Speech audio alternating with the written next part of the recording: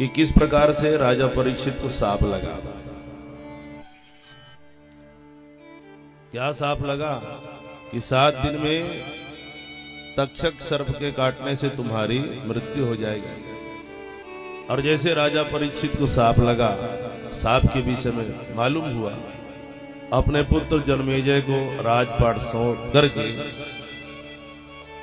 वलकल वस्त्र धारण करके सीधे गंगा किनारे आ गए।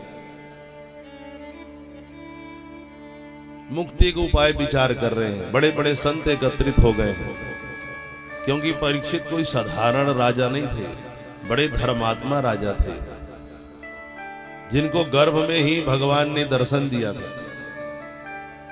और उनकी रक्षा की थी। तो बड़े बड़े ऋषि मुनि आके उपाय बता रहे हैं, लेकिन कोई उपाय जो है नहीं बता पा रहे हैं। तभी अचानक से 16 वर्षीय सुखदेव जी भगवान का प्रकट हो गया। षोडशोपचार विधि से सुखदेव जी भगवान का पूजन किया। आप लोगों ने विधि सुखदेव जी का पूजन किया, और जैसे पूजन किए, पूजन करने के बाद प्रश्न करना प्रारंभ कर दिए राजा परीक्षित जी। बोले महाराज ये बताइए, मृमाणस्य किम कर्तव्यम, मरण धर्मा प्राणी का क्या कर्तव्य है। सुखदेव जी से जैसे प्रश्न किया, सुखदेव जी महाराज गदगद हो जाते हैं और उत्तर देना प्रारंभ करते हैं। क्या कहते हैं कि बरीयाने सते प्रश्नः कृतो लोकहितो निपा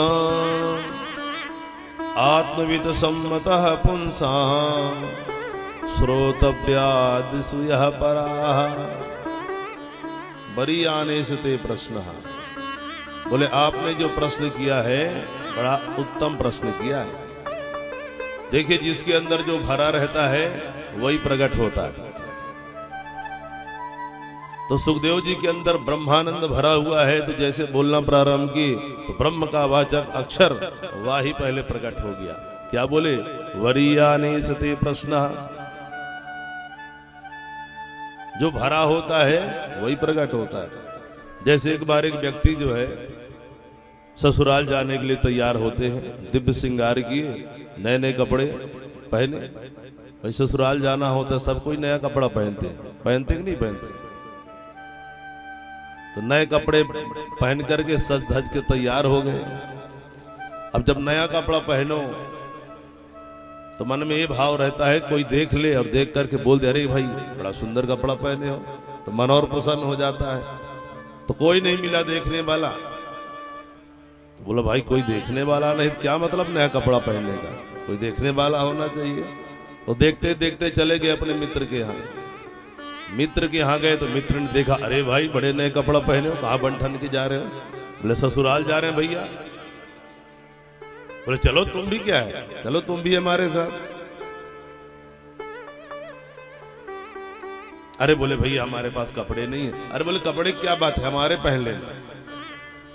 और गए ससुराल में। बोले मित्र तो ऐसे होना चाहिए, देत लेत मन संक न धरे। गए ससुराल में, दिव्य स्वागत हुआ। अब व्यक्ति ससुराल में जाता है तो अपने केवल ससुराले भर में थोड़ी जाता है, और कहीं बैठाने ले जाते हैं कि चलो भाई अड़ोसी पड़ोसी और नात रिश्तेदार मित्र कर गया। ये भाई साहब कौन है? अरे बोले हमारे मित्र हैं, हम बंधन के तैयार होकर के आ रहे थे, इनसे कहा तो आप भी चलो। तैयार नहीं हो रहे थे, बोल रहे कपड़े नहीं है, तो कपड़े ही हमारे ही पहने हैं। बोलिए राधे राधे। अब मित्र अकेला पाकर कहा, ये बताओ कोई हमारे विषय में पूछता है, कपड़े के विषय में पूछता है?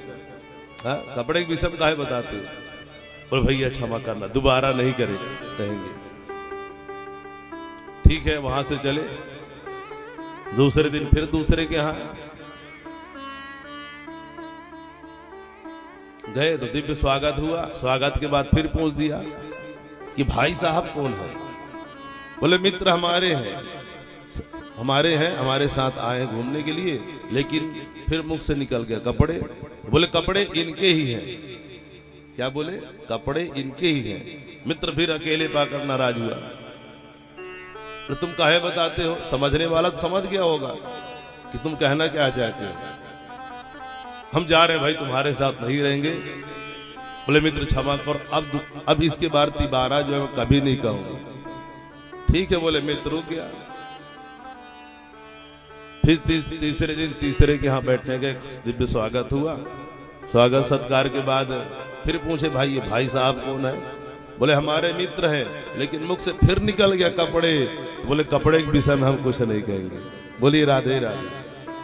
मतलब जिसके अंदर जो भरा रहता है वही समय आने पर वही प्रकट होता है। तो सुखदेव जी के अंदर जो है ब्रह्मानंद भरा हुआ है, तो उत्तर देना प्रारंभ किए। तो ब्रह्म का वाचक अक्षर जो श्लोक बोले, पहला अक्षर वाही मुख से प्रकट हुआ। बोले वरीयाने सते प्रश्न, तुमने जो प्रश्न किया है बहुत उत्तम किया है।